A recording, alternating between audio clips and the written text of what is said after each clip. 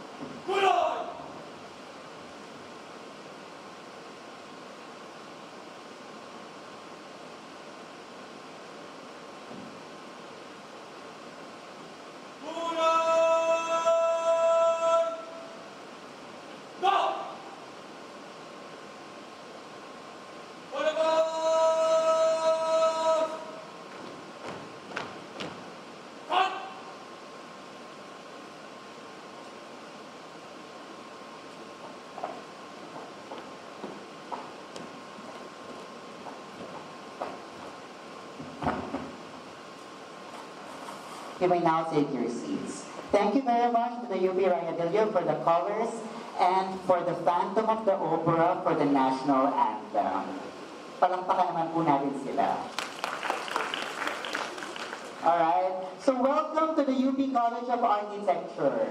Today we are joined by the students enrolled under the NSTP program in the College of Architecture and the College of Fine Arts, as we tackle one of the more controversial but colorful modules in the NSTP curriculum.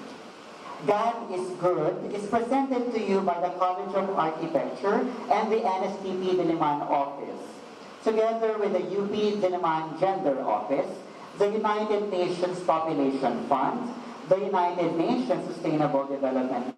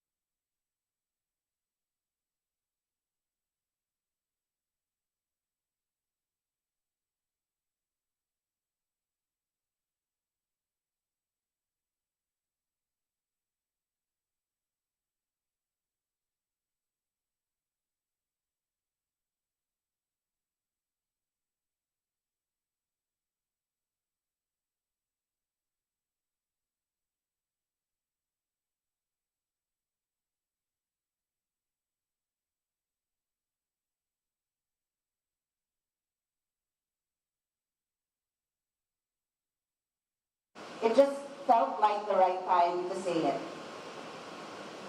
As an architect, a woman, survivor, and ally, I strongly advocate for spaces, whether private or public, where everyone, regardless of gender, orientation, or background, feels secure, valued, and heard. To the LGBTQIA community, fellow trauma survivors, and each individual here, know this: you are not alone.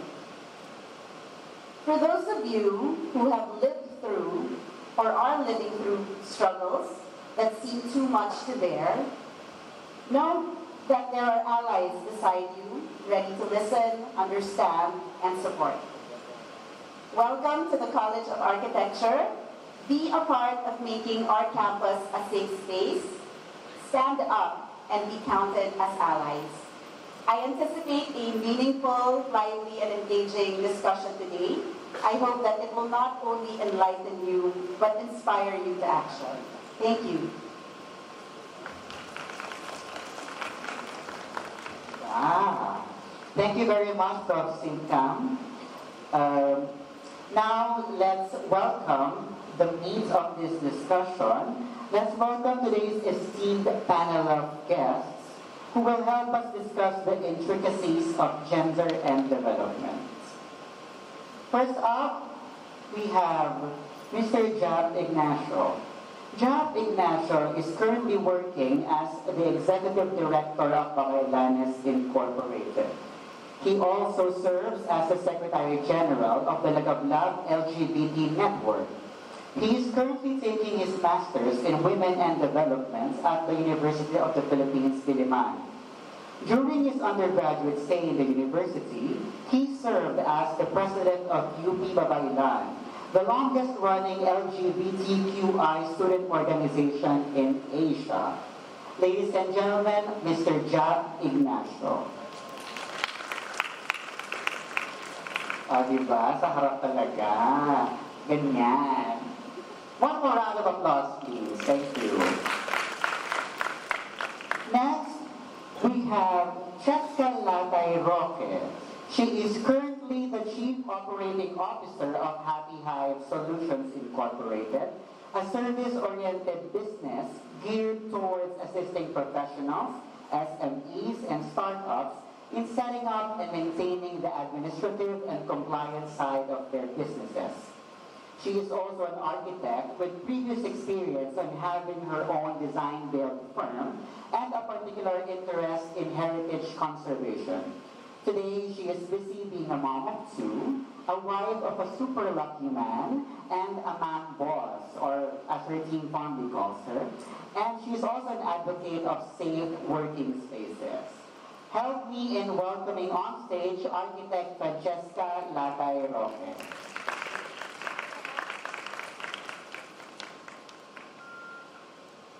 And finally, Pau. We have Mr. Pau Villanueva. Pau holds a Bachelor in Fine Arts in Visual Communication from the University of the Philippines, Diliman.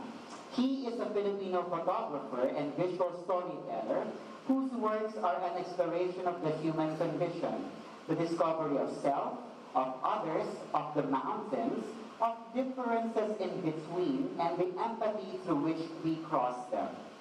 He is a member of local and international organizations such as the National Geographic Society, Women Photograph, Diversify Photo, Authority Collective, and Photojournalists Center of the Philippines, or PCP.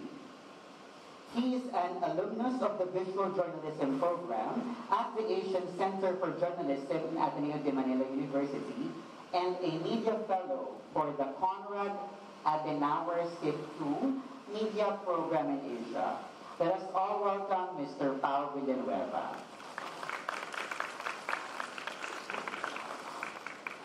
Thank you. Thank you to our panelists for joining us this morning. Students, alam kong maulan, pero ayoko ng ganyang energy. Isa pang palakpakan. Yeah. Kailangan matalbugan niyo ang mga tatak ng ulan. Kung hindi, walang papasa ng NSP. Yun lang. And of course, the host for today's talk show, Tessie ng Tambayan herself. Let's welcome me. Yan, gusto ko ganyan. Gusto ba lang?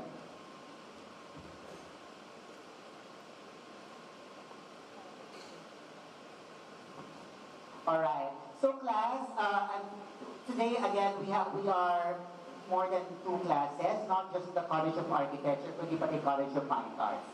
Ngayon, we plan on having this talk show actually very informal. Sana mag-enjoy kayo. I apologize for being too formal ng simula kasi formal talaga akong tao.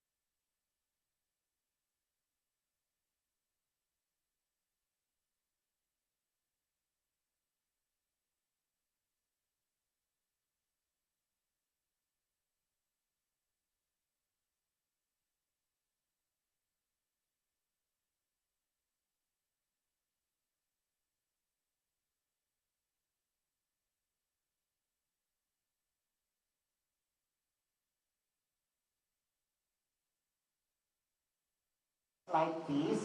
First off, we need to identify and rectify misconceptions about gender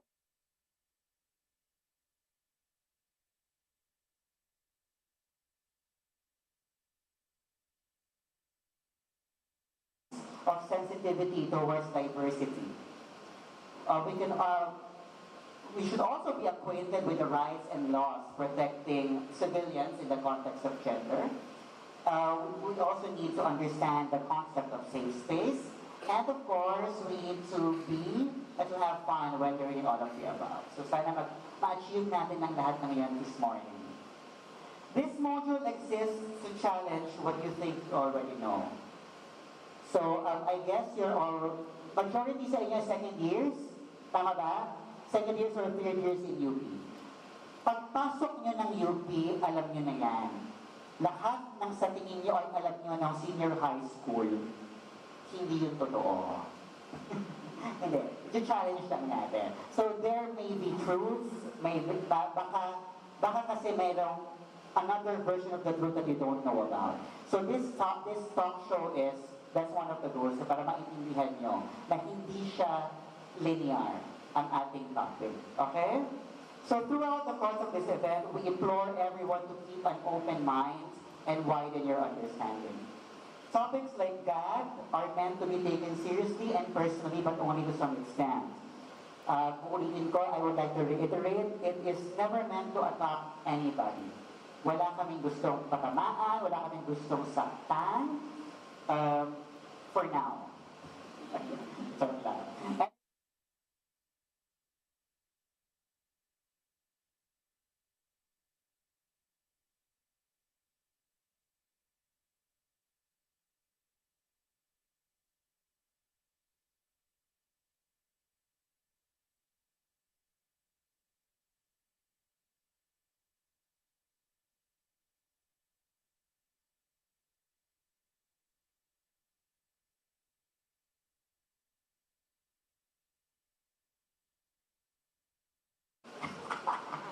Sige, what is gender?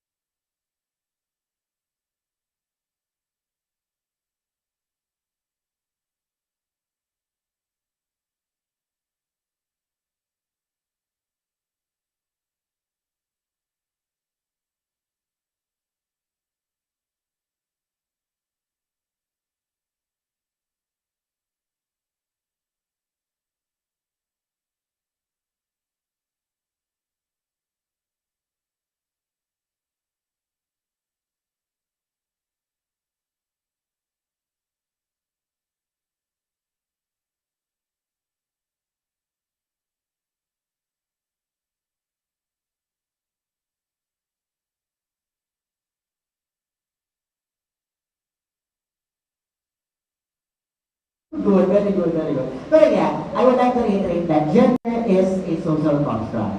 So parang, paano ba to? Dinikta siya ng society. Okay? Parang, so let's operate on that context for this talk show. Sige. Next slide, please. So actually, I would like to please direct your attention to the slide. There's only a 10% of estimate of the non-heterosexuals in our community.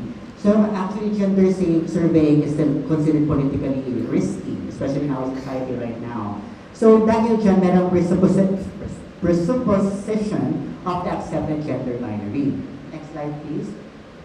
So bakit nga ba 10% lang ang gender, ang those who identify as non-heterosexuals? Next slide. Sige, question to the panelists. Why do you think a census tackling preferred gender is still considered politically risky? Bakit risky yung ganyan, mga census regarding gender? To the general population. What do you think? O, hindi nag-review. Sige lang, of your head, ano nakikita niyo? Bakit siya risky? Go now. So, feeling ko risky siya kasi una, alam naman natin na dito sa Philippines, hindi pa rin ganun kasi para sa mga LGBT, mga queer communities. And alam mo yun, parang kumbaga, if you identify yourself as one, merong ganong risk to be discriminated, gender violence as well, and also hindi rin, kumbaga, merong saying, di ba, na accepted ang queer and LGBT people here in the Philippines, pero at the same time, big word yun eh, di ba, na minsan mas tolerated or parang acknowledged to some extent or baka with reservation. So for me, naiintindihan ko kung ba't siya politically risky, but at the same time, important pa din na magkaroon ng census para alam natin kung ilan ba yung mga taong affected, kailangan natin protektahan, and also it's a form of parang isa sa form of presence, representation. So, may para sa atin. Thank you. Sige. Ako just chichik ako lang. Susunod sa sahara. Meron akong nakuhang census paper. Okay. Tapos nakalagay na dun sa baba, even sa household mo, LGBTQ. Yes! Tapos meron pa nga dun kung may lousy trauma persons doon. So they're already starting. So meron na, lahat nandun na, nagulat ako sana pinicture ako nakita sa iyo. Next time, I'll send it to you. Pero they're already starting. I think they're trying. Nag-e-effort naman sila. Although I don't know the complication or the implications para. Yeah. Okay, thank you. Sige, anything to add, Jap? Na-highlight naman na nila yung yung mga usapin na pagiging subject to violence if you come out, no? And also there are efforts that are starting. Pero kasi, real talk lang, magastos siya. Every time we add a question to a census, no, million yung gagastusin ng So, minsan, mahirap mag-advocate for those changes, no, na buti naman, nag-start na, ayan. So, kaya rin siya may ganun, no. May resources, talaga siya usapin, no. Pero it's very important that we have those numbers, as mentioned din naman, but highlighted by Pau, no. Kasi we need to know, like ang hirap makipaglaban for protections, no, kapag hindi naniniwala yung gobyerno na marami po kaming nangangailangan ng protection na to. So, I guess that's why it's very important that we should have the numbers. That's good. Okay, sige. Thank you for insights. But I also have an answer to that. So next slide, please. The answer is gender is actually argued to be fluid. So when gender is fluid, next slide, please. Fluidity is all about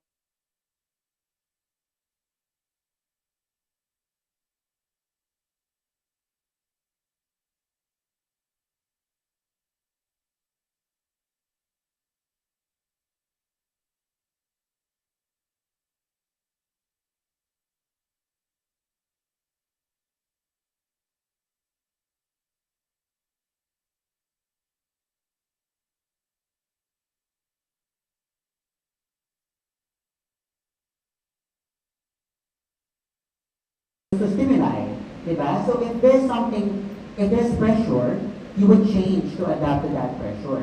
And kasama yan sa usapin ng gender. Okay, so maaaring there's something that triggered you to think otherwise, then nagbago yung paniniwala mo sa iyong pagkatao. But that's not saying that you cannot go back. You can always go back kasi nga, gender is fluid. Okay? So, next slide please. Gender fluidity can be argued as the ability of gender to change as the person dictates. Operative word, the person dictates. So, nanggagaling yan sa tao. Hindi yan nanggagaling sa society. Okay? Malinaw? God is very good. So, yun. Nasa sa inyo yan, ha? Wala makapagitan yan sa inyo kung isarili nyo. Also, yeah, because I just said this, events are inevitable, and these force a person to adapt. In an individual's timeline, change is always coming. So, hindi siya set in stone. Okay? Maliwanag tayo sa gender is fluid. Sa kanan, maliwanag? Gano'ng kaliwanag? Sagot. Okay. May narinig ko mas mabag isa lang, pero okay na. Next. Sige, to the panelists again. Paano naman ang gender versus sex? What do you think is the difference between gender and sex?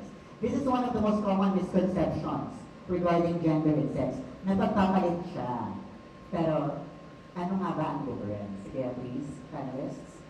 Anyone who can define? Ako, kasi madali na. I can answer that. Sex is kung male or female. Depende kung ano you were born with in terms of genitalia. Kung meron kang anong klase ka? Ayun. So, kung pang babae, babae ka. Kung pang lalaki, lalaki ka. Ganun lang yun. And then, gender is yun nga, yung dimension, yung professor kanina, is how you define yourself. So, it depends. Correct. Anything to add? You agree? Agree, same. Agree. Okay. Thank you, Chess. So yes, next slide, please. You got it. You nailed it. Sex is determined by a person's genitalia based on anatomy and physiology, whereas gender is based on psychological or emotional self-awareness or self-identity. So hindi siya interchangeable, ha? Magkaiba siya. So they're independent concepts. Next, please. Actually, in our Tagalog, the Tagalog translation of gender, we have kasarian. So kasarian, ang root word niya ay sari. Even the word sari, marami siyang connotations. So one of these connotations is to classify or origin.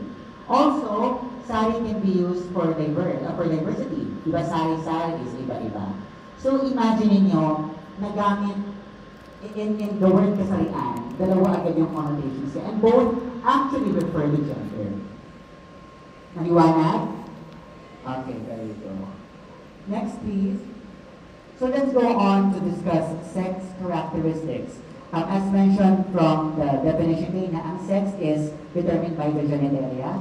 So male kapag ang tao ay may penis at merong X and Y chromosomes. Kapag meron ng vagina, you have 4 and 2 XX chromosomes that are female. Pero if you have unidentifiable genitals or chromosomes, that's called intersex. So intersex people exist. Okay, hindi sila freaks of nature, they exist, they simply exist. Next slide, please. A question naman again to the panelists. Why do you think gender sensitivity is important? So now that we've discussed gender and sex, why do you think gender is sensitivity? Or the psychological and emotional beliefs of the community, why is it important? Sige, bago ko sagutin ang question, dahil kami currently ay working closely with Intersex Philippines, kailangan kong i-deliver ang mga misconception. Go, please. Dahil sisinginin ako ni Kuya Jap Kagandahan. Si Kuya Jap Kagandahan, siya yung first intersex person to be acknowledged, no, yung kanyang gender identity. So, he was assigned female at birth. Tapos dahil nga may intersex condition siya, mas nag-develop yung male sex characteristics na when he was growing up. No? So, nagpa-change siya to M, from F, nagpa-M siya, and inalaw naman ng Supreme Court. So now, intersex individuals can actually have their gender identities be recognized legally. Anyways, so yung nabanggit kanina, no, na intersex, may unidentifiable or ambiguous na genitalia. No? Isa pa lang, 1 out of 40 plus intersex conditions lang yan. No? So, ibig sabihin may iba't ibang ways how you can be intersex. And some people would not even know na they have intersex condition. No? Kasi sabi rin ng mga taga-intersex Philippines, no? Even some cases of PCOS, like the polycystic ovarian syndrome, I know. Kasi like, I think many women, mayroong female-bodied people na would have PCOS. It's also can be considered an intersex condition. So, kaya madami yung members ng Intersex Philippines ngayon. Ayan. Anyways, yun lang naman, no? Kuya Jap, nakapag-deliver na ako. Okay. So, what is gender sensitive? I reiterate natin. So, na-curious ako dun. So, he was born with female genitalia. Tapos, nag-develop yung male genitalia as he was growing up. Tama ka? So, hindi siya aware na meron siyang, I think, ambiguous yung kanyang genitalia when he was born. Tapos parang, usually kasi yung mga doktor, kung ano yung mas pronounced, di ba gano'n? Kung ano yung mas pronounced na genitalia, ay, sige, female na yan. So, minsan pa nga may mga babies that would be subjected to genital mutilation para quote-unquote i-correct.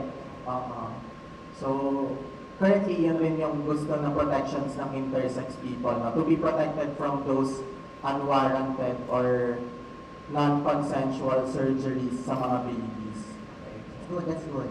Sana ma-push yan. Because wala pa silang consent. Diba? Wala pa silang agency. Sige, let's go back. Why is gender sensitivity important? Ipahinga mo na si Lilja. Parang naubusan siya ng laway. Sige, go.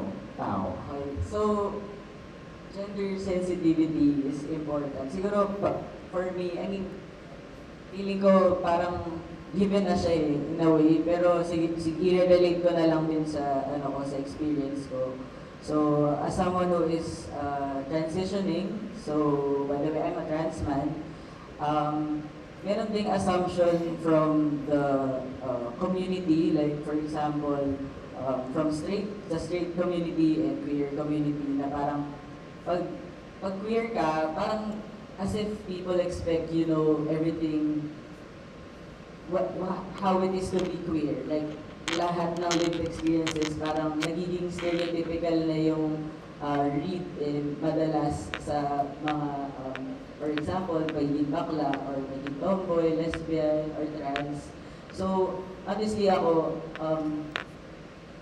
kahit part ako ng queer community, and also as someone who is exploring my gender, kahit sa akin na nakikita ko yung benefit of being taught of misogyny or paano maging gender sensitive, for example, for trans women. So, meron silang kanya-kanyang lived experiences na tayo hindi natin alam kung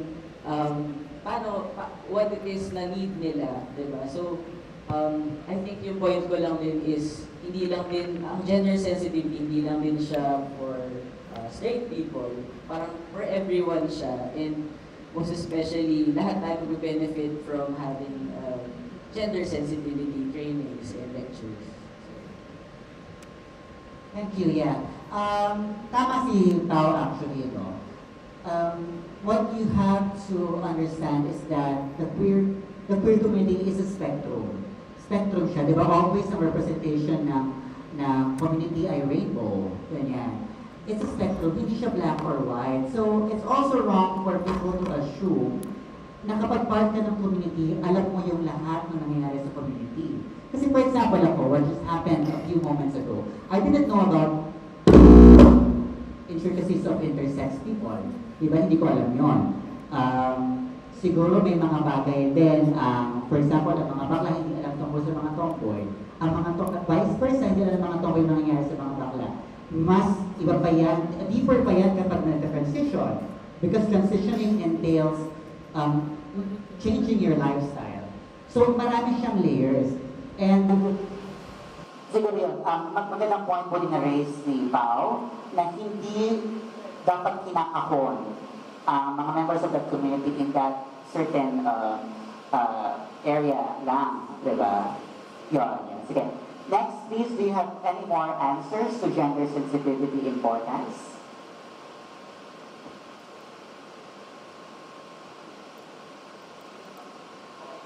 Hello. Agree lang naman din ako. Pero mostly, kasi if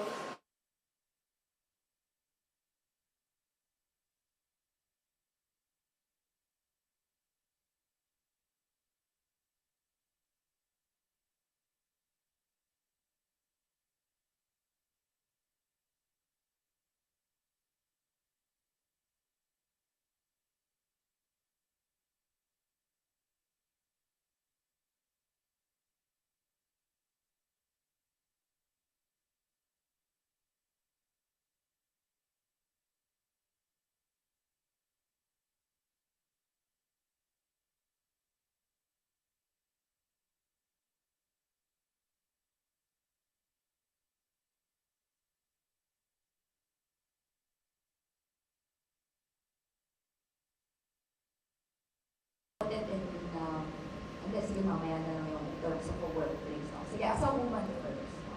Sige, as a woman, alam naman natin lahat. Ay, nag-assume. Alam naman natin lahat na it's really all of these issues. Medyo nag-start kasi may imbalance between male and female, power struggles and all of that. Hindi ko na i-discuss yun. Ano ko na yun? Kaya, kumbaga parang the LGBT community kind of stem from the feminist movement kasi unang nagkan yung mga babae na, ay, bakit hindi kami equal sa lalaki? Tapos medyo papunta na doon, although not quite there, pero susupport na naman, oh, ito, LGBTQ naman, ganyan. Tapos may PWD naman. So may mga maliit na grupo na, may mga grupo na na sumunod. No? So, gender sensitivity is really an issue na important for me kasi hindi nga pare-pareho on how to deal with different kinds of people. Obviously, because we're all different. So, una kasi we're in a male-dominated society, very patriarchal for how many years of the whole history of the Philippines. Siguro, mga lalaki. So that's why we have to fight for your rights to, hindi, gusto namin bumoto, hindi, gusto namin ng karapatan para sa katawan namin. So, kasi iba katawan, very scientific lang, no? Simple, iba yung katawan ng babae sa lalaki. Tapos, ganun din yung pagka-understand ko about gender. Iba naman yung katawan at yung pag-iisip na hindi LGBTQ din sa straight na lalaki sa straight na babae. And iba-iba yung pag-address mo. So, we have to be sensitive about that. Kasi hindi naman pare-pareho. Hindi naman pare-pareho. Bro, ito, yung mga lalaki, or girl, ganyan. I mean, I'm oversimplifying it obviously, but to make it understandable. Everyone's different, we treat everyone different. Pero yung main goal is, by treating everyone different or according to their needs, yung main goal is maging pantay-pantay yung view mo sa lahat. Ewan ko. You did well. Maganda. Nakuha ka mo sa bro at saka sa girl. Yes, bro. Nakuha ka mo. Bro. Sige, Jap, please. Just just to add, no, siguro it's very, kasi ito isa sa mga trabaho namin, no, bilang Babaylanes, we go to schools, we go to different workplaces, no, to have gender sensitivity discussions. Yung mga na-observe ko lang na parang kung importance, no, so na-observe ko mga parang effect sa people that attended gender sensitivity, no. Siguro una, we now know, no, how to deal with people different from us, no, in terms of gender. And also, there's that kind of empowerment na parang yung palang mga things na, kunyari, bawal ako umiyak kasi I'm a man, mga ganyan, no? Or dapat sa bahay lang ako kasi I'm a woman, no? Tapos parang when you learn about, yung gender pala, it's something na chimika lang ng karamihan sa lipunan, no? It doesn't need to be true to my life, parang ganyan. I can break those gender stereotypes and those gender roles, no? Na pwede rin ako mag-work as a woman, or I can cry, or I can be vulnerable even if I identify as a man, no?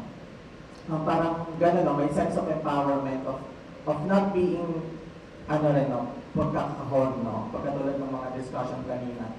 Yung hindi pagkakahon sa mga tao due to some things na in-impose lang sa atin. So gano'n, I think it's empowering, and it's also teaching people how to be more accepting and inclusive. Yes, okay. Thank you for your answers. Yaman din lamang nabanggit na ni Jap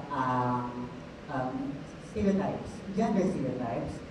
Now let's discuss naman how can we, why is gender inclusivity important? So dahil may stereotypes tayo, nagkakaroon ng separation, nagkakaroon ng cliques, diba? Nagkakaroon ng mga grupo, ganyan. So how can we impose inclusivity? Diba? And why is it important? Sige, please.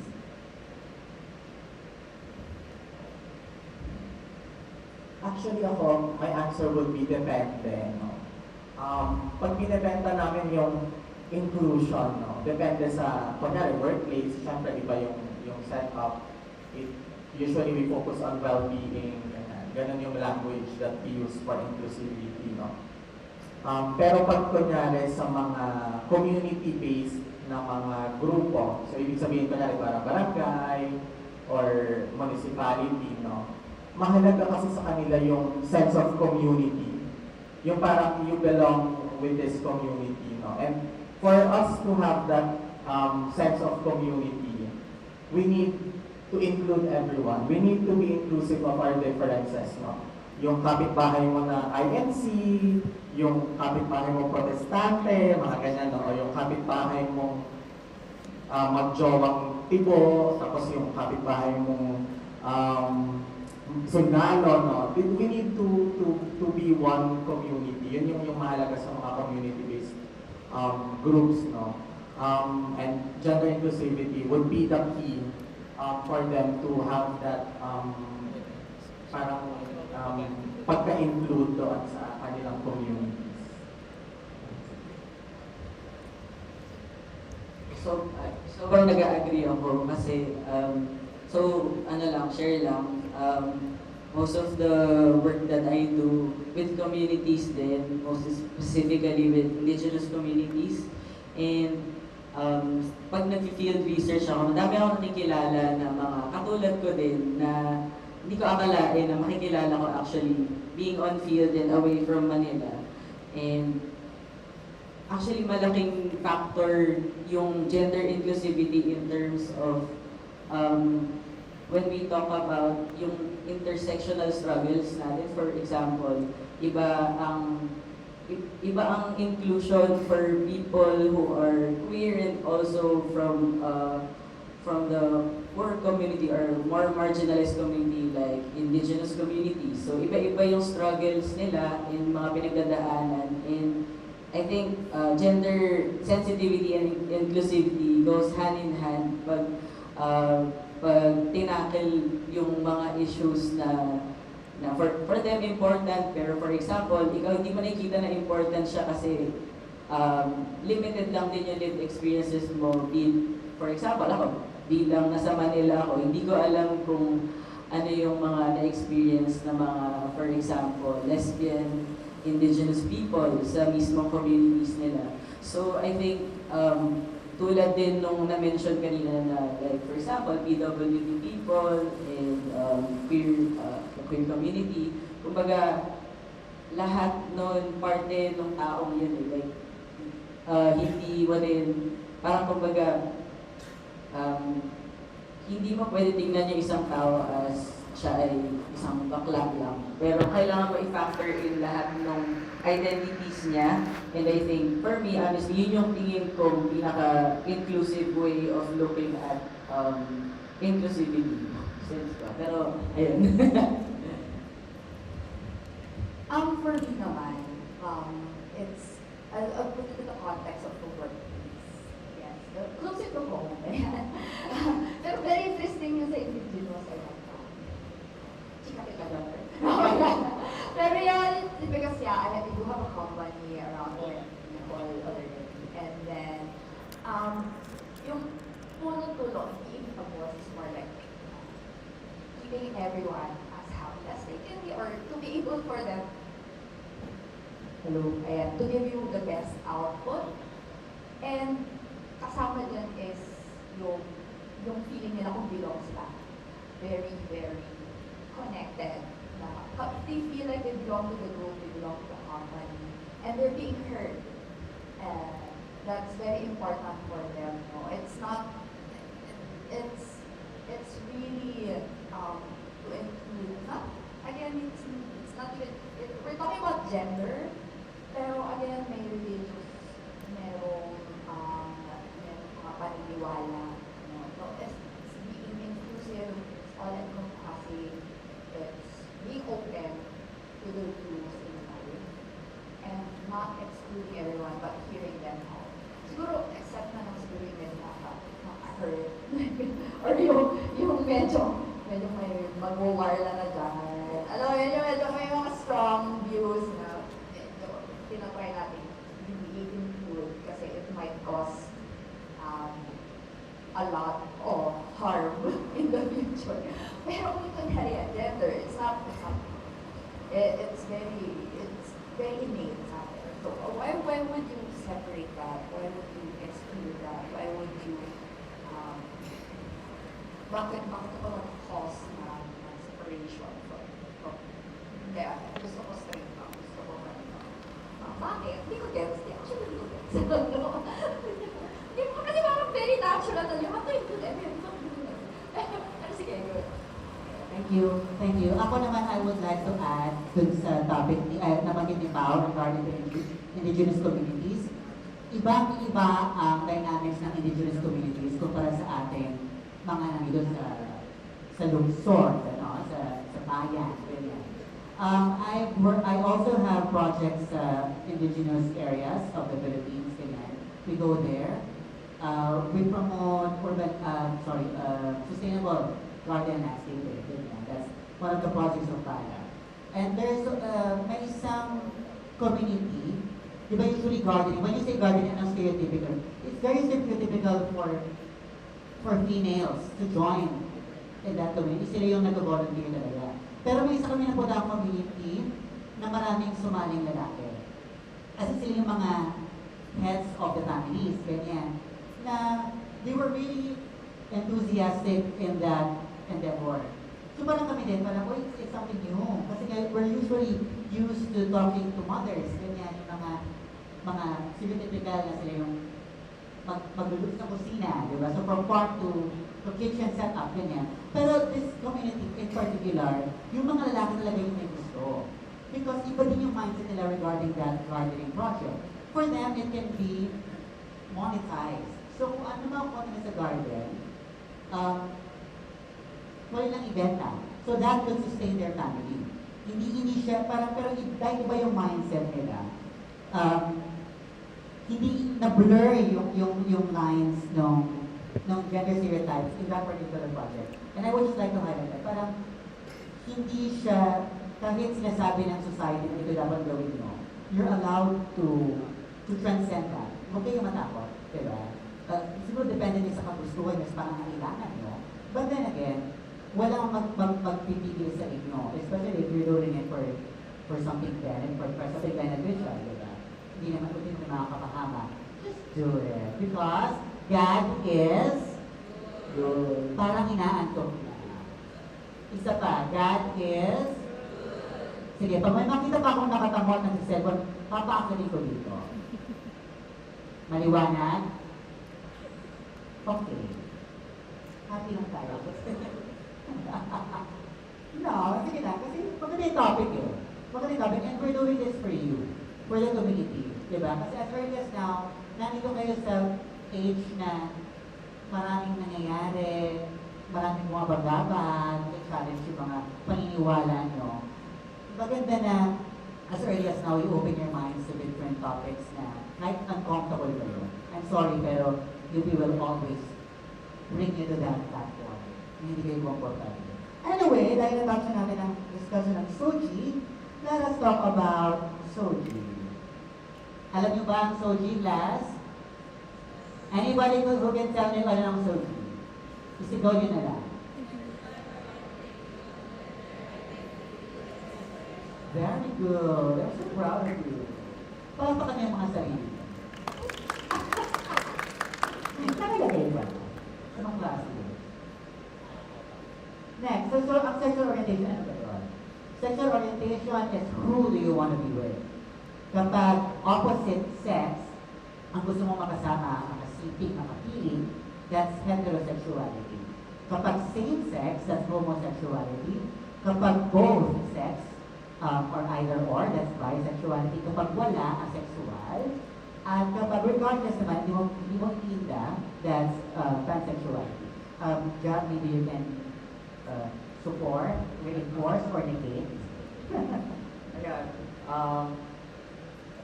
Tama naman no, na sexual orientation is, yung orientation, kunyari the building is oriented towards the east. Ibig sabihin, nakaharap yung building doon sa silangan, di ba? So parang orientation, it's the direction of your attraction, no? So for example, you're attracted to the same gender, to the different. Usually na ginagamit namin same and different, no? Kasi para daw hindi binary, pag-opposite daw binary, ganyan. So parang we're trying to, to update lang yung medyo new changes naman to in yung definition. Kaninang umaga lang actually. So parang gano'n no, saan papunta yung iyong attraction. So that's how you kind of understand no, na meron tayong sexual orientation lahat no. Kasi you can have your attraction going to no one. Like, ikaw ay asexual, I think, so little to no attraction to other people, no? So yun, I think yun lang ang madadagdag ko so far, unless meron ka gusto. Ito mo. Okay na. Thank you. Sige, next. So, from sexual orientation, we go to gender identity. Ito yung binabanggit ni Architect Francesca kanina, the cisgender. So, cisgender, that concept exists, remember? So, cis is, if you're cisgender, the sex assigned to you at birth, you still identify with that. It's still aligned with who you are right now, who you identify with.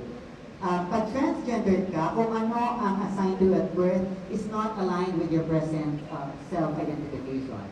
Tapos pag genderqueer, hindi ka nag-confirm sa binary that we just mentioned, dalawa. You're not cisgender, you're not transgender, you're genderqueer.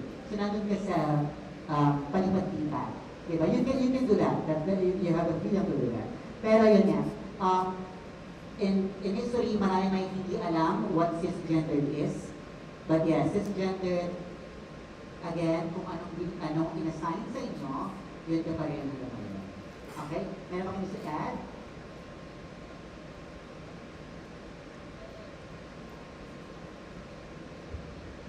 Hello? Wala kami yung mga, masunod. So kami yung suwain. True. Happy and happy. Sana naging suwain.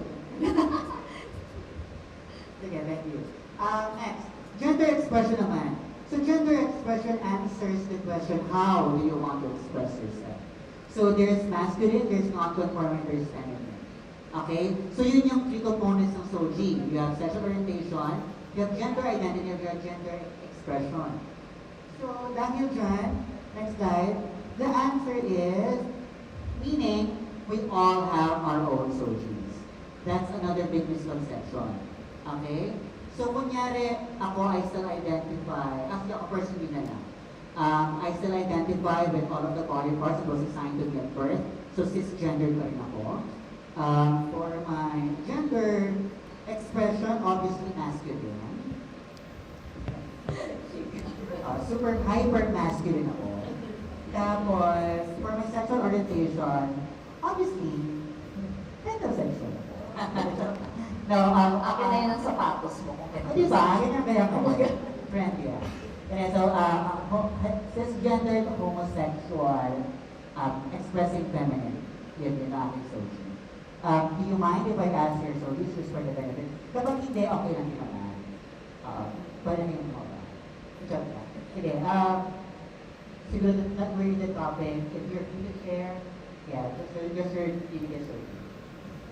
Sige. Ako, I identify as bakla. Ganyan. Kasi maraming mga Filipino scholars that are reclaiming the bakla identity. Pwede siyang sexual orientation, pwede siyang gender identity. Pero if I need to pumili doon sa mga na-present kanina na identity, siguro I identify as a cisgender, gay, hypermask din. Diba? O, diba? Hypermask tayo lahat. I'm sure hypermasculine ka rin. It depends. Kasi nga fluid, di ba? True naman. Sige, sige, ng SOGI. For now, cisgender, at baka mag-iba in 5 minutes. At ngayon, cisgender, homosexual. Hetero. Nalaman eh. Teka, nakalimutan ko. Heterosexual and then hypermasculine. Hindi, feminine ako ngayon. Pero may time na masculine ako. Pagalit siya. Nung past. Kita Kaya ko yun. talaga. Sige, thank you, Jess. Kaya Pao. Daming terms, no? Kahit ako nalilito ako kung ano bang SOGI ko yun. Pero, so, isa akong transgender. Pero alam mo, gusto ko maitanong kanina eh. Possible kaya na, kasi kanina yung slide, di ba? Merong gender, ano yun? May cisgender, may transgender. Gender queer. Tapos yung isa, gender queer. So parang minsan, feeling ko na sa face ako na inaalam ko pa ako na identity ko. So parang feeling ko, ano ba, transgender na gender queer na nangay na naging halo-halo na. Pero, ayun, tapos masculine, presenting, bisexual, transgender. Char. Yeah, it's okay. Kasi, For now. at 10, 18, 18. Hindi, pero yeah, actually it's a process. Diba? It's always a process. And I mentioned that gender is fluid. So, maaaring, since gender is fluid and it's a process, maaaring hindi ka pa tapos sa proseso yun. That's fine. That's completely acceptable. Huwag kayong ma-pressure to identify with a specific gender pag tinanong kayo. Walang ganon. So, okay diba? Okay tayo. Pwede ako magtanong. Yes, please. Paano kung nasa party ka, tapos tinanong, what's a nice way of ask? Meron mong gano'n. Or don't ask na lang. Assume ka na lang. Assumera. Ako lang ako, what's your SOGI? Gano'n. Tapos pag tinanong nila, ano yung SOGI? So, ayan, Di nakapag-educate ka pa. parang lang, siguro in a simpler way mo lang din na-explain para, unless, magkakarinig ng pa kayo, sure, pero gano'n, parang, lang, That rin, like, kasi parang disclosing your SOGI, sometimes it's a very personal thing, So, siguro what I would suggest is, or ito yung usual na sensitivity training namin, ganyan. that you disclose first. Parang you're setting it up for the person na I know Soji, my pronouns are ganito, ganyan, di ba? Yung mga ganong bagay before you try to ask them, no? Tapos parang, how are you comfortable? Mas ganun yung wording lagi, like, how do you identify, or how can I call you? Mga ganong bagay. So, para lang, we keep that in mind, yung pagiging safe ng space before we ask someone to disclose their identities. Nag-agree ako. Okay, good. Sige, thank you. Thank you for your insights, ha. So now, since we're still on the topic of Sophie, maybe to enrich this part, we will have a game, bagong-bago, it's called Fast Talk. With boyish. Boyish lang naman. Boyish A po, that's boyish. So I will ask a series of quick questions to the panel. Isa-isa na lang, okay? So we start with Jap, then Francesca, then Pau. So a series of questions is only 2 options to choose from. If only one answer, we will move on to the next question. Ready? Ang dami ng game show. Halo-halo na. Talk show naman tayo. Fast talk muna kasi ako si Bonnie. Dahil Bonnie siya. Okay? Okay tayo sa sequence? Yes. Okay, game. Jap, lights on or lights off? Lights on. Francesca, chocolate or vanilla? Chocolate. Pau, Jojo wine o totropahe? Jojo Wang. Jap, wine or chocolate? Wine or chocolates? Chocolate. Francesca, bakla o tomboy? Tomboy. Pau, haplas o halip? Halik. Jap, mataba o mahaba? Mataba. Francesca, kama o kotse? Kama. Pau, upper part or lower part? Lower part. Jap, top or bottom? Palakpakan natin sila. We're answering. Alright, so, actually, you have just witnessed 2 types of approaches on how to address solution. Okay? And let me tell you na yung fast talk round, that is not how you address solution. Okay? Mali na tayo doon? Mali pa. Yun yung mali. Huwag niyong gagayahin yung ganong type of questioning. Malinaw, mga participants? Okay. Because I would like to reiterate that the topics on Soji is not binary. It's not either or. Wala ka dapat pinipili. It's not, wala kang option. Diba? The way that the fast talk is delivered, you're giving stress or pressure to that person, to the subject. Diba? Papapigilin mo lang sa dalawang ganon. And that's not how to approach Soji. That's not how to approach anything about gender. Diba? Pero as in contrast to the discussion that we had before the fast talk, merong consent. Diba? Tama, I would like to highlight yung sabi nila, it should come from the person first. So, kung hindi pa siya ready, i-divulge kung ano ang sino siya, kung ano nararamdaman niya, hayaan nyo.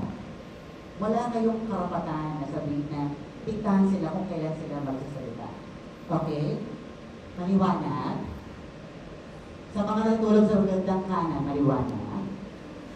Pakiulit yung sinabi ko. Gen I. Mga Gen I. Gen I. Okay, again, I would like to ask, okay ba tayo doon? Okay, thank you, students. Thank you. Right. So as a conclusion, we all have our own Soji, and let's learn how to respect each other's Soji. So next slide, please. Yes. So, lang tayo, very, very fast lang, we have the Sophie Bill, actually. Next, please. The Sophie Bill is an act prohibiting discrimination on the basis of sexual orientation or gender identity and expression and providing penalties therefore. Next, please. So, the Sophie Equality Bill is meant to fulfill the rights set forth in the 1987 Constitution, particularly the Equal Protection Clause in the Bill of Rights, which is Article 3, Section 1 of the Constitution. It recognizes the LGBTQIA as equals and ensures that their rights are protected in as much as everyone's is.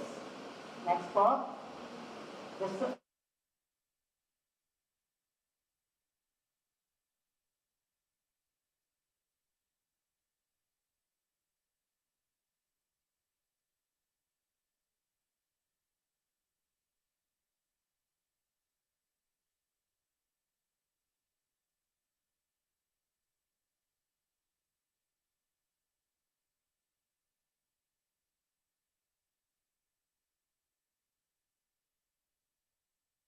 the class. Kayo naman ang sagot. Is the SOGI-SC bill exclusively for the LGBTQIA community? Next slide. Sa tingin nyo, yung SOGI-SC bill ba exclusively for the LGBT community? Wala ko narinig. Okay. Kailangan marinig kayo ng mga viewers natin in California. Dapat nakasan nyo rin. Okay? So, correct. That is correct. Next slide. Actually, there is nowhere in the SOGI-SC bill is it implicated that it's exclusively for the benefit of the LGBT community. Okay? Kaya pinasok yung SOGI, kaya pinasok yung SC. Remember, yung SC, it deals with the sexual genitalia. So, walang kailangan ang pagiging bakla, pagiging couple doon, kung anong meron ko yun. Okay? So, that's one misconception. Also, then, next. Ngayon naman, for the panelists, dahil ito sa topic na to, do you consider our society to be gender inclusive? Yan na. Lumalala. Gender inclusive? No. Sige, simulan mo. Why not?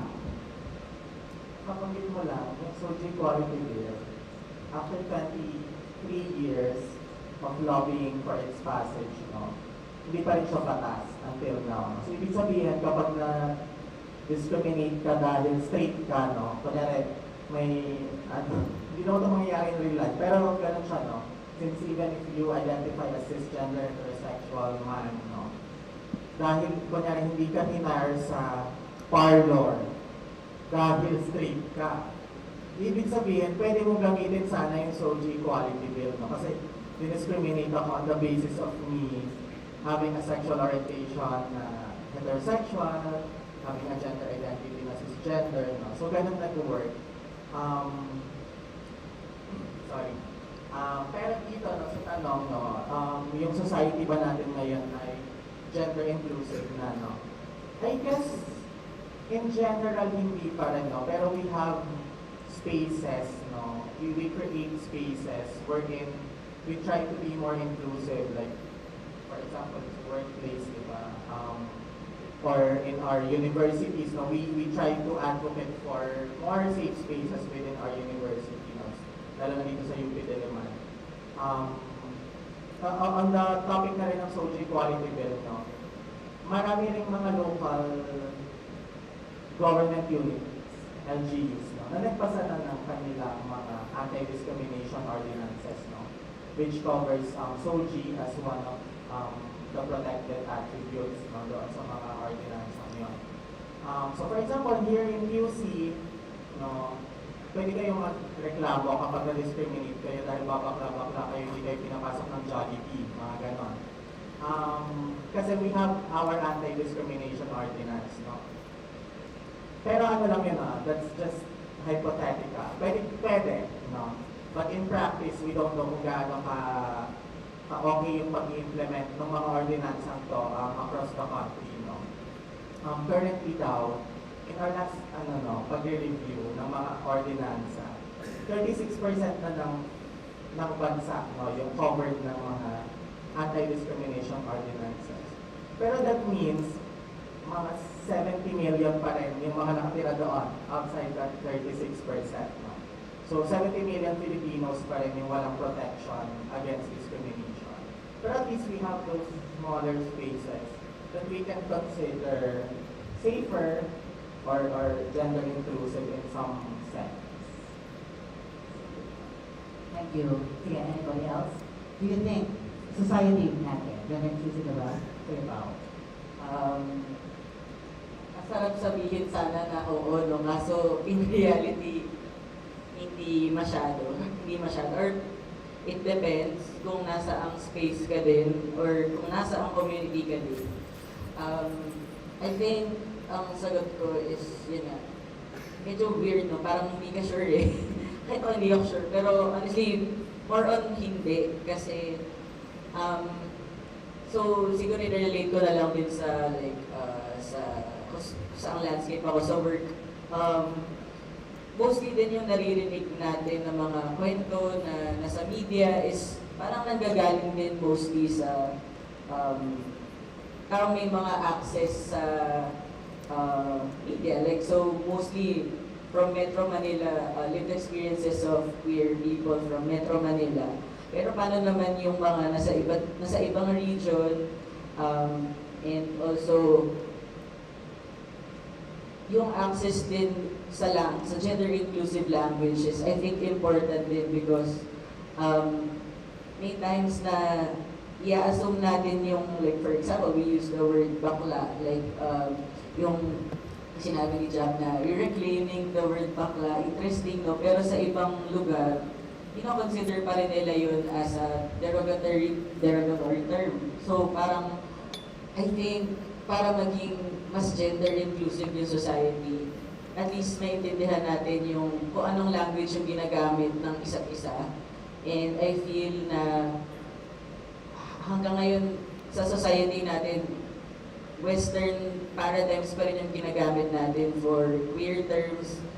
But ayun, ako hoping na mas lumawak yung intindi or yung gender education sa Philippines, knowing na very young pa lang din siya, I think 1970s, and hindi pa niya nako-cover yung nasa mas malayong mga lugar. So tulad nung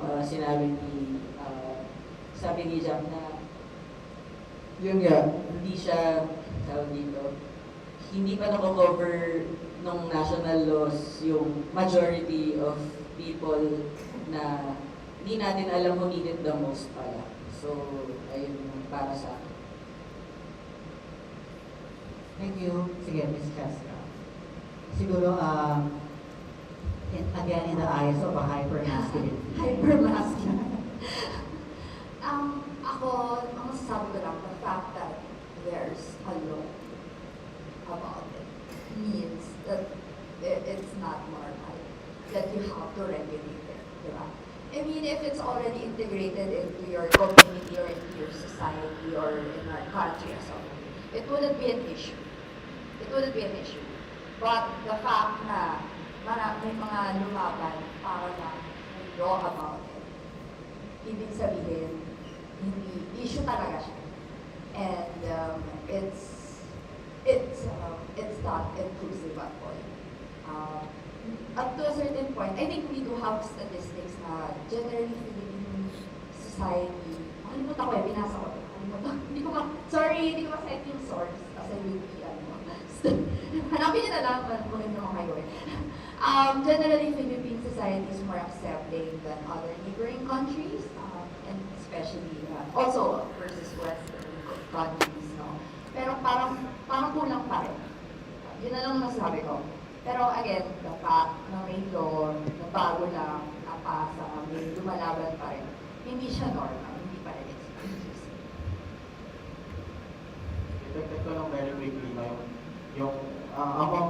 sa mga kapitbahay natin sa Southeast Asia, no, parang medyo okay naman sa Pilipinas. Kaya rin siguro nahihirapan mag-push ng protections kasi parang sasabihin ng gobyerno, okay naman tayo eh. So minsan nagagamit rin against our rights, no, yung mga ganong surveys na supposedly nga dapat it would help na parang be more like Philippines, no? We are more bakla and more tomboy accepting, no? Pero in the end, no, nagagamit pa siya against pushing for more protections against violence, harassment, and discrimination. Tama ba yun na we are getting compared to our neighboring countries versus just thinking about the society that we have right now? Kasi parang, yeah, we have data na international, ganyan, pero dahil ba lamang tayo sa kanila, that doesn't mean okay, enough na yun para sa atin. Diba? That's a wrong Correct. Sino ba pwede magbago ng law? Una ka. Sige, thank you. Any more to add? Siguro, naman, maganda na i-hire natin that we are moving towards a direction for, siguro, positive side of it. of the topic. Now, let's highlight siguro some of the issues regarding gender diversity. First and foremost, meron pa rin tayong pay gap. So according to statistics, data collected from 6,971 skilled workers showed that on average, male employees earn 5,000 more than their female counterparts. So ito walang kailangan ng social essay dito. Parang it's all about biases regarding. So we have, number one, we have pay gap. Number two, next, there's also the inaccessibility of reproductive health care. Diba? Marami pa rin ganyan. That's why, sa registration booth, huwag kayong mahiyang kumuha. Okay? These are sponsored by reputable agencies and organizations para sa inyo yan. Remember, sexual health is still health. Huwag kayong mahiya. Dahil the more that we do not talk about these issues, the more na hindi nyo alam. Nagkakaroon tayo ng problema dahil hindi nyo alam. Kaya, huwag kayong mahiya. Alam kong may mga narinig kami sa booth na baka mapagalitan. Pagalitan nino. Sino magagalit sa inyo? Iharap niyo sa akin. Pag-aagit lang ko rin. Hindi. Huwag tayo mag-insight ng conflict. Sorry po sa mga viewers sa California. Pero yeah, inaccessibility of reproductive health care is still an issue in our society. Next, we also have ito, rampant victim blaming. Diba, ano nga ba ang leading cause ng rape? Rapists. Sila lang naman ang cause ng rape. Pero bakit biniblame natin sa damit? Ba't biniblame na sa lamig ng panahon? Mali yun, mali. It's always in the perfect square. Next, we still experience a lot of faith-based bullying. So especially in our society where some of our laws or bills are leaning towards morality rather than it being constitutional.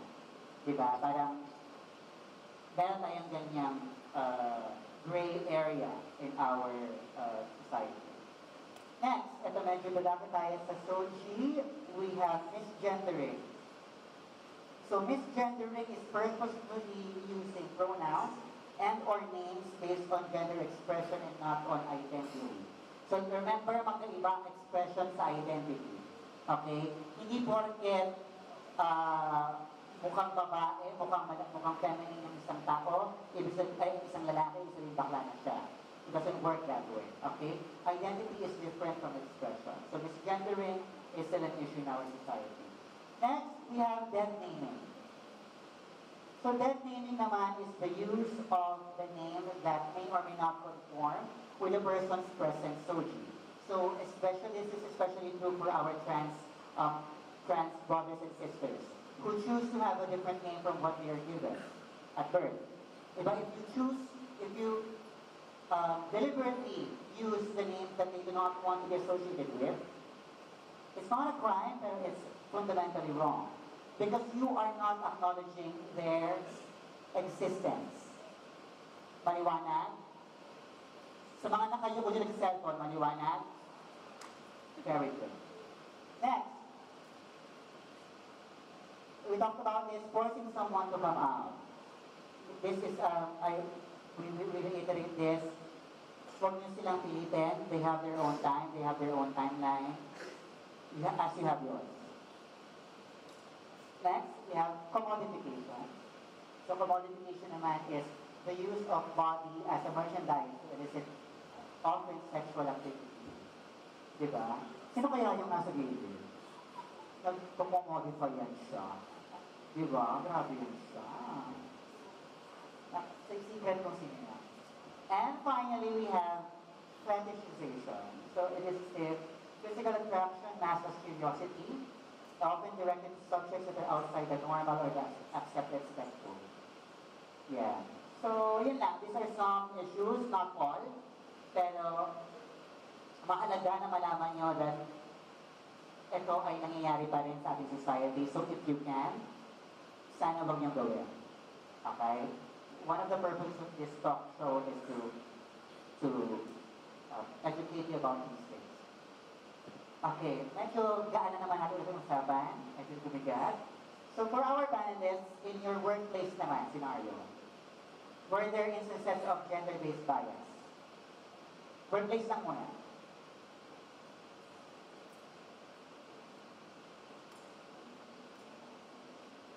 Hindi naman always discrimination, baka meron lang mas kinikilingan, gano'n, maaaring gano'n. Well, putting up my own company, that's something really na ayaw talaga namin. Pero, funny story. Kasi, millennial ako. Nung panahon namin, ganyan, college students, wala pang ganito. Diba?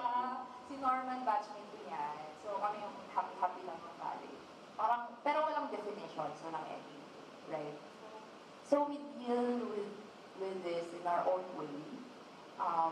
Probably, usually, kunyari may,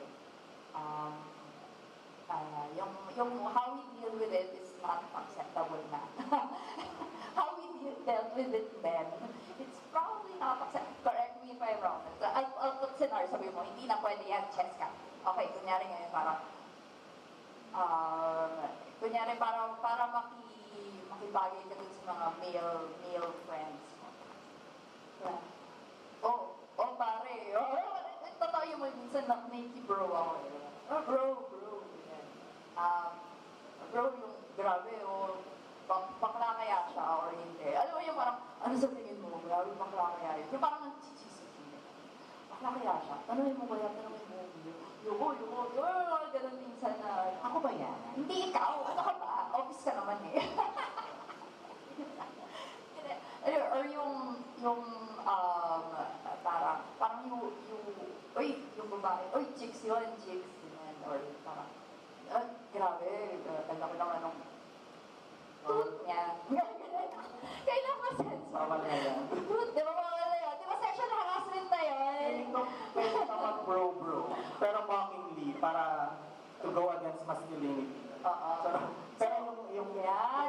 Di ba parang nung unang panahon, parang wala lang yun. Pero ngayon, since I want to learn more about. The funny thing is, hindi namin namamalayan, like, me and my partner are the same generation. And we have staff na younger, and and then, minsan hindi namin namamalayan, na nagkaganon mode kami. And what I appreciated was, sinasabihan ako na sila, uy, Francesca, kasi ayaw namin ng ma'am or boss or whatever. Uy, Francesca, medyo foul na yan. Oh, shocks! Oo nga pala. Iba na pala ngayon. So parang may ganun, may learnings din from the younger generation na super na-appreciate ko. Ay, shocks! Kasi yung we're relearning. Kasi hindi na pala applicable yung mga joke namin noon. Yung mga ganun. So that's one of the things. Tama ba? Ano ba yung... Tama naman. In the workplace. In the workplace. Correct. Yung gano'n. So we're trying to relearn. Always learning. Ano mo, what would help? Like, we visited one ad agency recently. Like, meron sila sa mga walls nila na parang pag in-squeeze mo siya, magtutunog siya ng pot-pot. Or actually, you can say pot-pot, no? Para, kunyari may someone na nagsabi ng microaggression or like na something insensitive na within the office. Parang, pag may narinig kang, sayang ka, gwapo pa naman. Ganyan. Just pot it. Parang ganun yung campaign nila within their own company, na they have this safe word to call out mga maling, hindi naman kasi yung tao yung mali usually. Like, it's the action, no? or yung ginagawa na, or sinasabi na, yun yung mali, no? So to call out those wrong behaviors, no, and try to correct it, no, the whole company had this agreement na yung ating safe word na to call out ay pot-pot, parang gano'n. So just pot it, yun yung ano nila, yun yung internal campaign nila, no, for them to transition to a more inclusive workplace. Gusto ko yan. So baka you can think of or red flag, ganyan. May red flags kayo sa May red flags kayo sa office. Red flag. Baka malalang lagi magamit. maybe important that we need to contextualize yung mga discussions, di ba? Kasi as mentioned kanina, we have different emotions regarding, we have different reactions tungkol sa mga bagay. So, hindi tayo pare-pareho, di ba? Baka merong mas sensitive, ganyan. So, siguro to supplement that, just so you know, class, we have the Anti-Sexual Harassment Act of 1995. It's the RA number 7877. It's an act declaring sexual harassment as unlawful in the employment, education, or training environment, and for other purposes. So next slide, dito, it's very basic lang. Kung mayroong mga favors na medyo sexual in nature, tapos usually kapag ito ay nangyayari within a system of differences in power. So usually the person in power, siya yung nagkakaroon ng ganyang instances. Pero it's not exclusive to that. Maaari din naman yung subordinate yung may advances, ganyan. Pero whenever that happens, just remember that there is an act that can safeguard you from these kinds of activities. Okay, next slide please. Sige, outside naman ng workplace, siguro this would best fit Pau kasi wala naman siyang physical office. Ano? So outside your workplace naman, or siguro hindi lang workplace, siguro your own safe space like your bahay, whatever the safe space that you have. Can you cite instances of gender-based bias? Outside workplace. Ano ba? Mas well, actually sa bahay, mas parang may ako na nangyari yung mga, may mga caregivers, yung mga lola ko na parang, uy, lalaking-lalaki ka today, or something. Yung mga ganong comments na na-realize ko na nagiging similar siya to what I experienced also with colleagues. So, freelance kasi ako so wala akong parang like formal work environment, laging nasa field, and parang nakakompare ko din yung difference niya when I'm with my people na close ako with, like friends or at home, as opposed to with work. Mas ang tawag sa parang mas naboboses ko yung kunyari hindi ako nag-agree or parang mas makokorek ko yung mga tao sa paligid ko.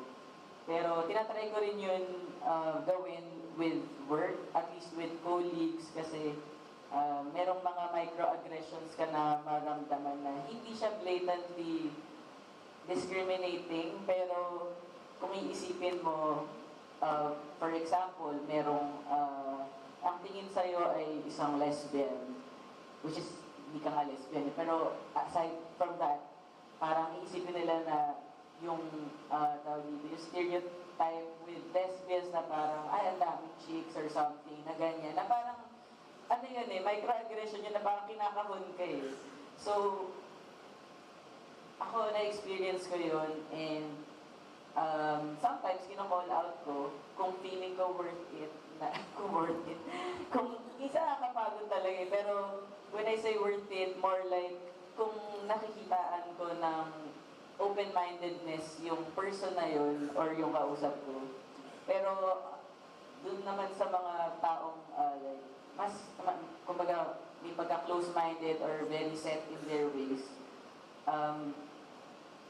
feeling ko na lang mental fortitude na lang na hindi masyadong indahin. Pero at the same time, hindi mo rin naman kasi responsibility to educate these people.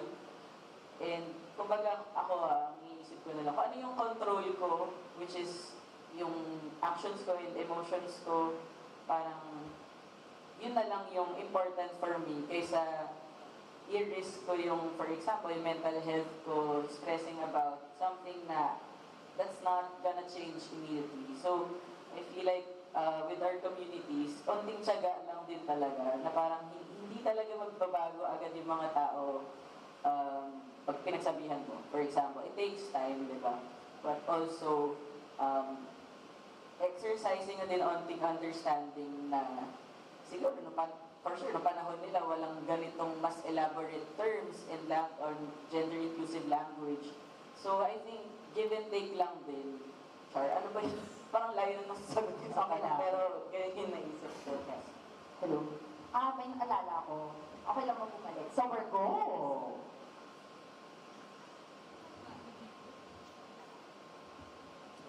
Hello. Yan. Kasi nakalimutan ko, architect din pala ako. before having this happy Hive company, I had a design build company. Kasi yun pumunta, batang babaeng chicks. So, can you imagine, architect, on-site, you're handling a foreman na puro lalaki yung team. And then, of course, there will be times na, grabe naman to. Gusto natin to, bata pa to eh. Una-una, bata pa to, babae yan, bakit tayo susunod? To the point that there were times that I had to impose myself. Ako yung architect. Tataray-taray mo lang lola. Ako yung architect. Sundin nyo na lang yung drawings at saka yung timeline. Okay. Pero at the same time, you have to understand it from their point of view. Kasi syempre, hindi naman masyadong, not as educated as me, na sa grouping, na very open sa mga ganitong views. So parang, okay, ganito na lang, trabaho na lang. Diba? Trabaho na lang tayo, huwag na lang, ganyan. And then I had to prove myself by showing that I'm competent doon sa ginagawa ko. And then that's how I earned my respect. Ay, si ma'am magaling yan. In the end, sila pa yung ay, si ma'am magaling yan.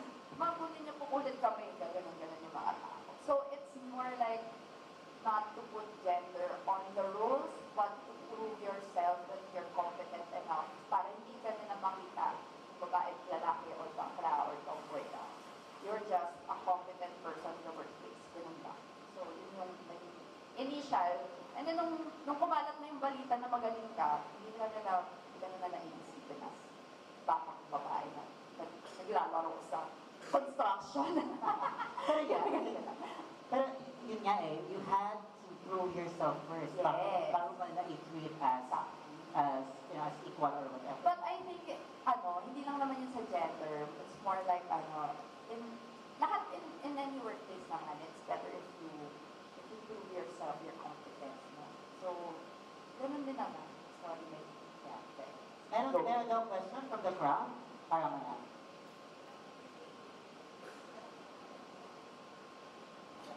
Alright, sige. Next, siguro to build na lang dun sa outside the workplace. Next slide. Actually, there are also acts and bills that can protect you sa labas ng inyong safe spaces. So, one of this is Republic Act number 11313, that's 11313, that's the Safe Spaces Act. It is an act defining gender-based sexual harassment in streets, public spaces, online workplaces, and educational or training institutions, providing protective measures and prescribing penalties therefore. Slide, please. So, RA number 113313, the Safe Spaces Act. Next slide po, or kung sige, later na na. There are prohibited actions with corresponding penalties. Maybe we can go back to that later. Also in the Safe Spaces Act, also connected with the Safe Spaces Act, we have the UP Anti-Sexual Harassment Code, or the UP ASH Code. Para sa mga estudyante, we have that code. We will upload that at Google Classroom so that you can have access to that code. Pero sa UP Anti-Sexual Harassment Code, simply put, all forms of sexual harassment are unacceptable within UP. Okay, so this includes org activities. This includes professor-student relationships, non-consensual, definitely. Politic peer-to-peer, diba? Kung may nasaktan, pasensya na lang tayo, pero the ASH Code prohibits you from doing these activities. Sige. So, yeah, we have that ASH Code. Ngayon, siguro, yeah. So, we will we will have this material accessible to you para alam nyo this. Next, because we're kind of medyo meeting the last discussion natin, for the panelists, how do you define safe space? Kasi we'll be talking about the differences of gender and sex, dumako tayo sa mga rights and bills to protect people. Personally naman, paano niyo masasabi kung ano ang safe space? Hello. Ayan. Personally, safe space. No? In the point of view of an architect, space is something that you build for people, right? Design an office or design a park that paano ko magiging as safe as possible, no? And then we interpret it in our design. Pero from my experience, it's not about designing the space. It's about how people behave in that space. And hindi mo makakontrol yun. Hindi mo makakontrol yun. But you can facilitate, I guess, or you can encourage people to be more open or to discuss. Kasi merong mga ano na, hindi, ayoko i-discuss yan, ito lang yung ano. So, number one is having an open mind and having an open culture. No? So, it's very cultural. Kasi it takes behavior. So forget about all you studied about design and study about people instead. And how you can help them develop safe behaviors to act on. And then all spaces will be safe. Yun lang yung paper. Thank you. Sige, ano to, na lang din kasi kung architect si Francesca, ako naman landscape architect.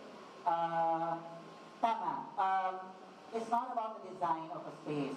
That doesn't make it safe actually for the people. Maybe we can talk about the standards for safety, like ganyan, or inclusivity.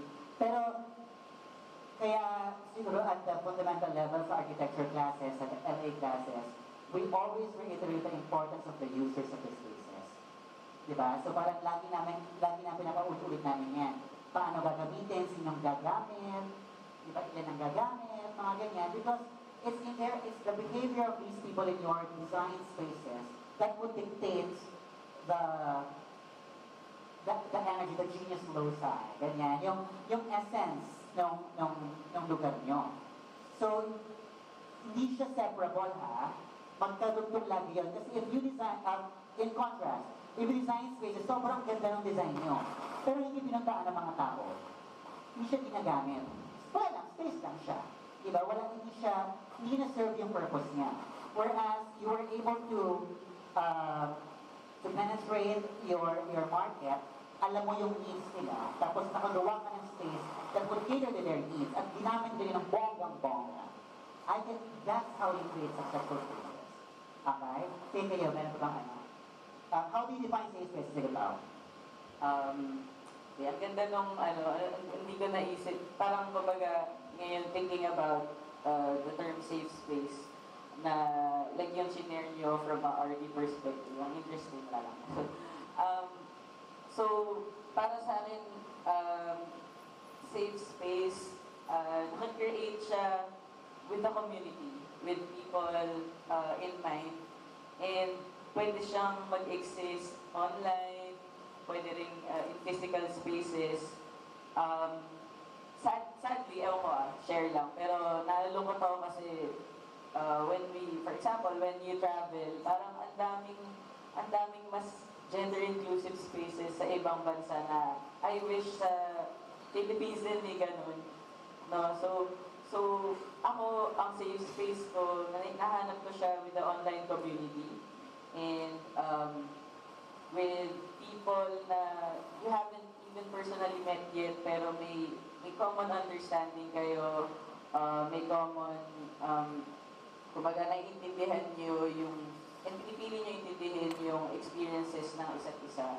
So, for me, yun ang safe spaces. So, I really hope na mas may physical spaces pa nga dito sa Philippines. Like, nakakatuwa yung perspective from others. Siguro yung idadagdag ko lang, for me, mas social contract siya. Like, parang may certain agreement kayo na, kasi pwede yung safe space mo would just be a person, no? Like one person na you consider your safe space. Like, pwede yun. With that person, you feel safe talking about your hardships or like mas mas personal thoughts, no, ganyan. And it can also be like a larger group, no, like what was mentioned, no.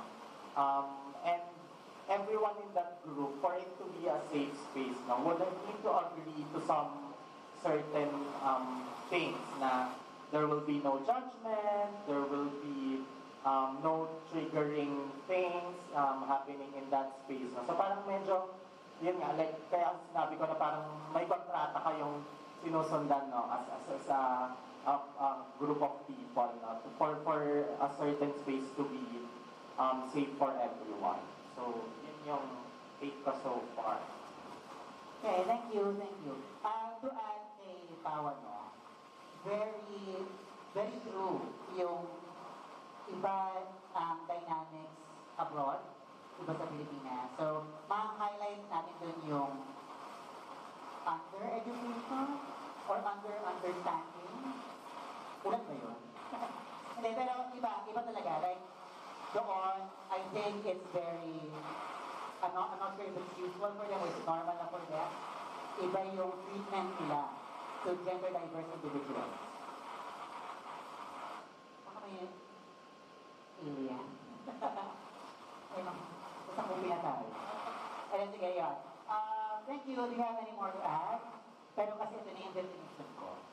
My personal definition of a safe space, safe spaces are created not by the absence of conflict, but by the presence of protection and support. So in effect, coming from Jap's point of view, a safe space can be a person.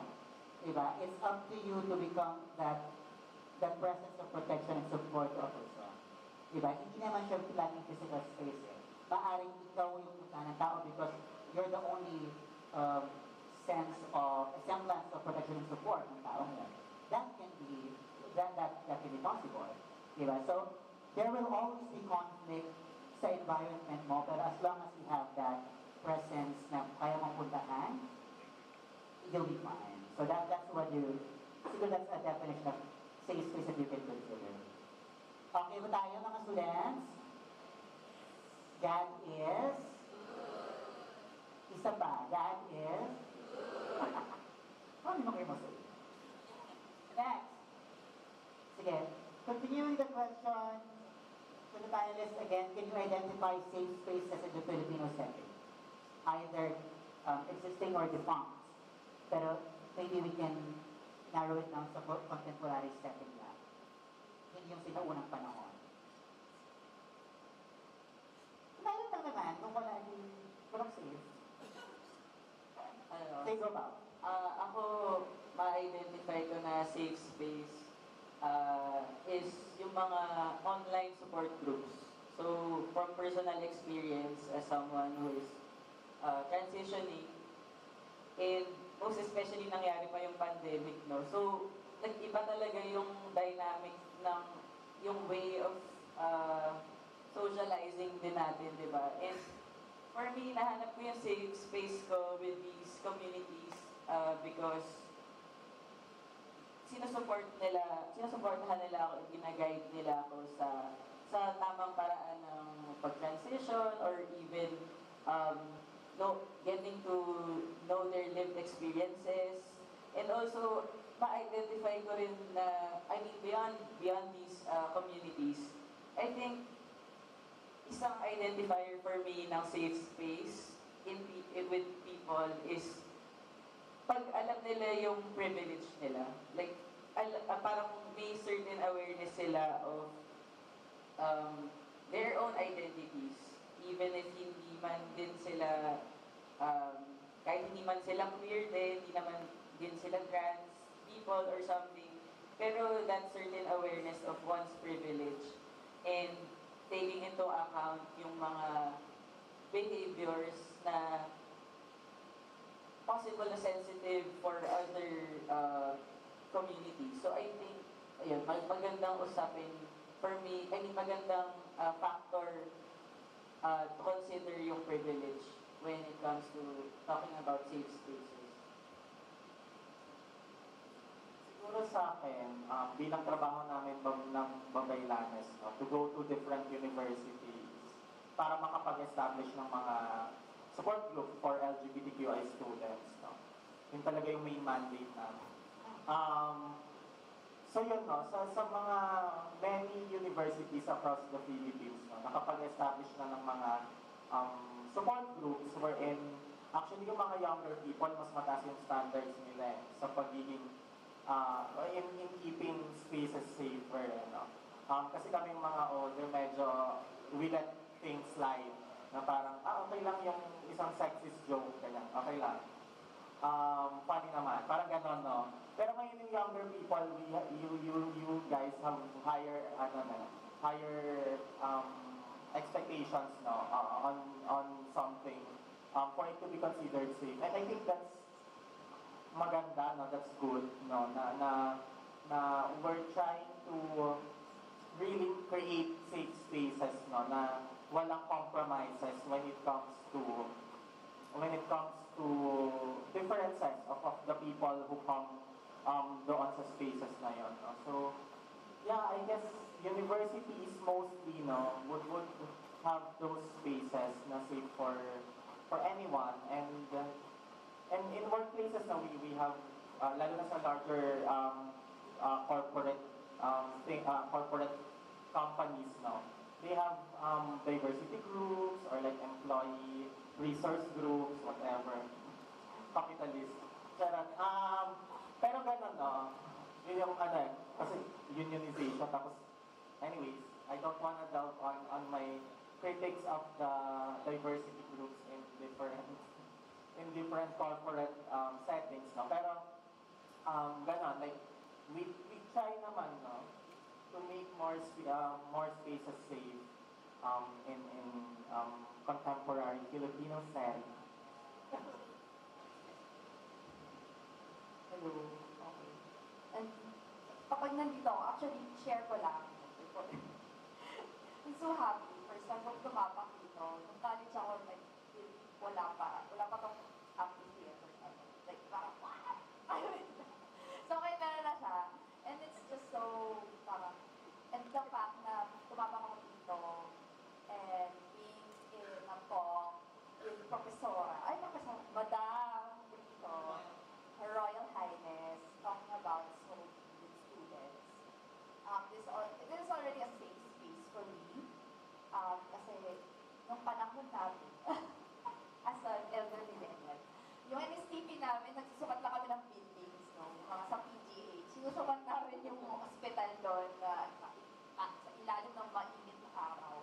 Yung document lang namin. Yun na yung NSTP, walang ganito. So parang I'm so happy na may mga ganito na we're a venue for discussion about solely about gender. And this is something that's we're trying also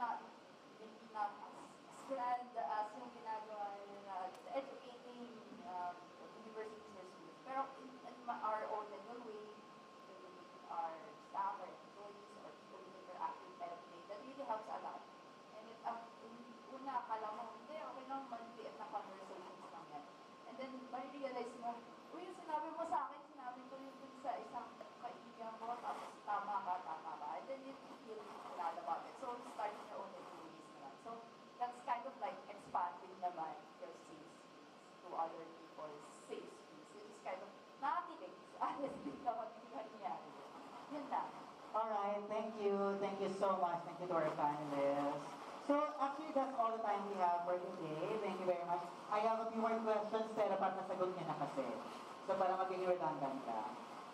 And for that, siguro before we finish this, may I call on our NSTP coordinator, Architect Olivia Almasicam, to on stage to present the certificates of participation of our panelists. Pakihanap po si Professor Ibay. Kung sino ang unang makahanap sa kanya, ay, ano ba na siya? Okay, palakpak ko yun.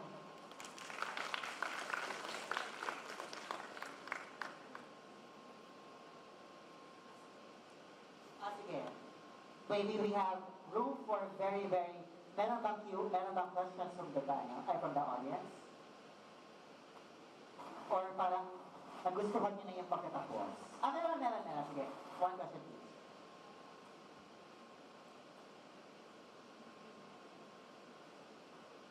Kailangan ko umakyat. As a star. Hello. Hi po. I'm from C1 CFA. Question ko lang po.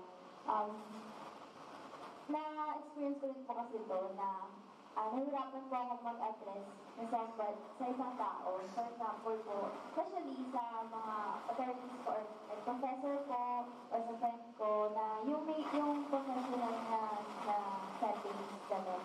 So, ang ginagawa ko po normally is either I ask them na ano po yung pronouns niya, how do you want me to address it, ganyan. Or like, hindi ko na lang ina-address. So, mali po ba yun? And yung second question is, how can I make it safe for a friend? And how can I make a safe space for a friend without offending that person? So, parang sa inyo po as a panelist, how would you want to be given a safe space? Kung friend niyo yung person, kung ako, ganyan. Yun po. Thank you.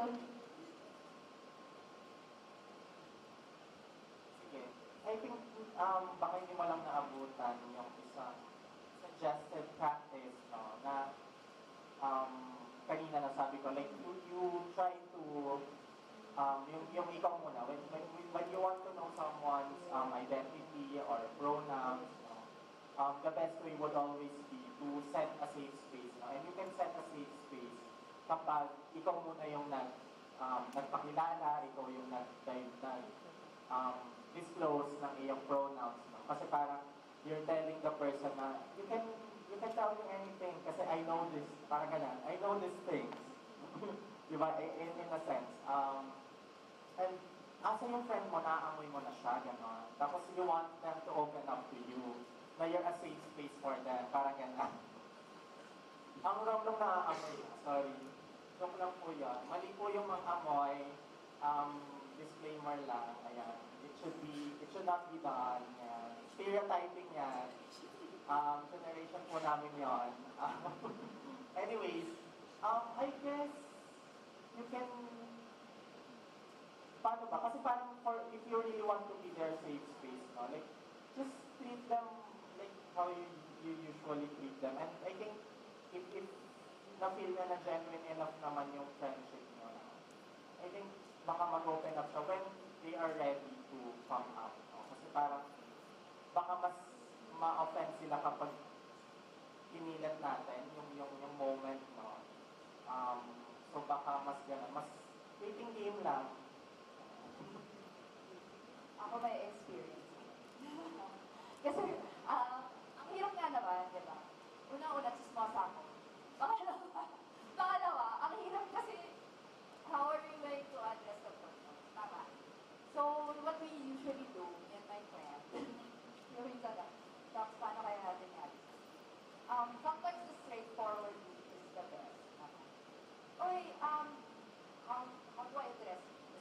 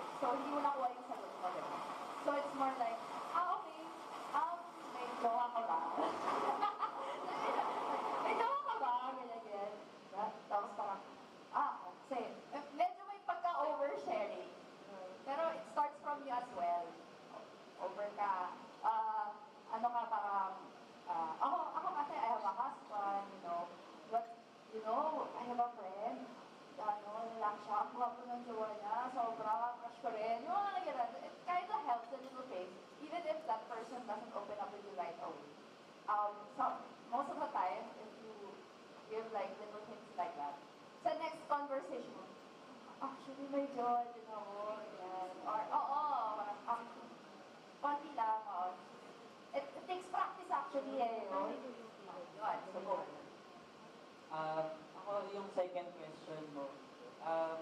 I think, mas matanda mo na parang ang safe space is a space free of judgment. So, I think, if ako ma-appreciate ko na parang I can just be myself with this person, with a friend, na hindi niya ako i-judge agad or wala siyang biases or a stereotype in their mind kung ano yung experience ko or lived experience ko. I think yun ang best for me at least. And I guess most of my friends then who are here, it helps to come to them with an open mind. So I think, ayun, yun yung Thank you, thank you. Okay, palakpakan natin yung mga panelists natin. And let's call on again, real na, our MSTP coordinator, Professor Olivia Almasica, to present the certificates of participation, appreciation to our panelists. Graduation to. So, gitna kayo. Sige, so starting with, I will read na lang yun naman. Ay, Tagalog.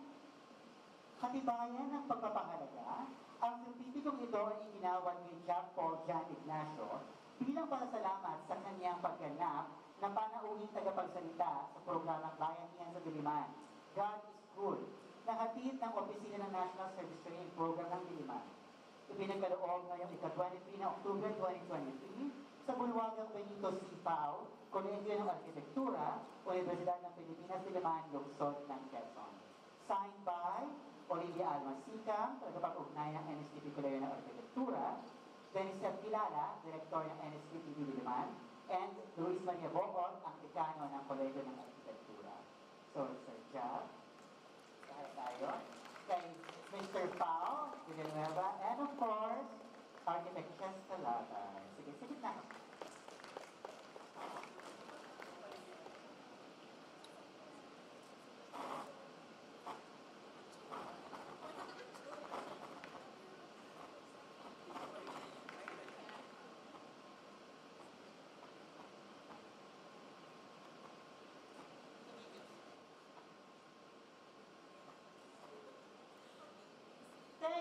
Thank you so much. Salamat po.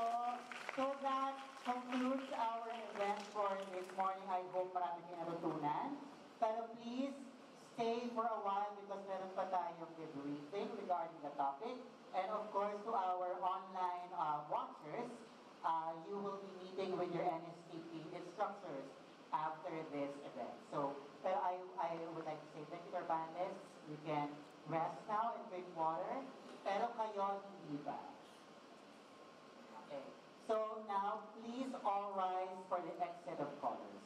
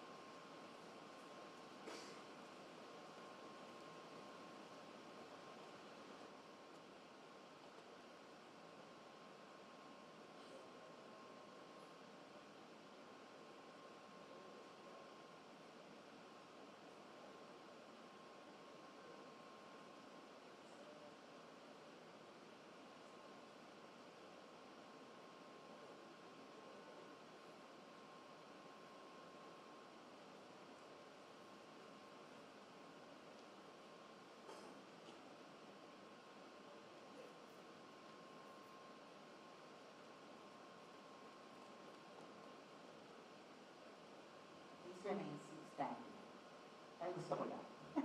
Hindi, okay na. Thank you for joining. I think the faculty from CFA, you need to meet your class or not anymore. Pero Archt, please stay. Ma'am, meron po ba? May announcement kayo from CFA. No announcements. Sige, Archt, ano lang muna tayo. Thank you everyone for joining. And that's it. Salamat. Wait lang. Yes, pinapaalala namin na meron pa rin TV sa labas. Huwag kayo mahiyang kumuha. Kapag hindi nyo yun kukunin, mapapalasa kami gamitin lahat yun. Kaya so please, maawa kayo. I-distribute natin. Dahil baka, alam nyo naman, natuyo. Okay, thank you.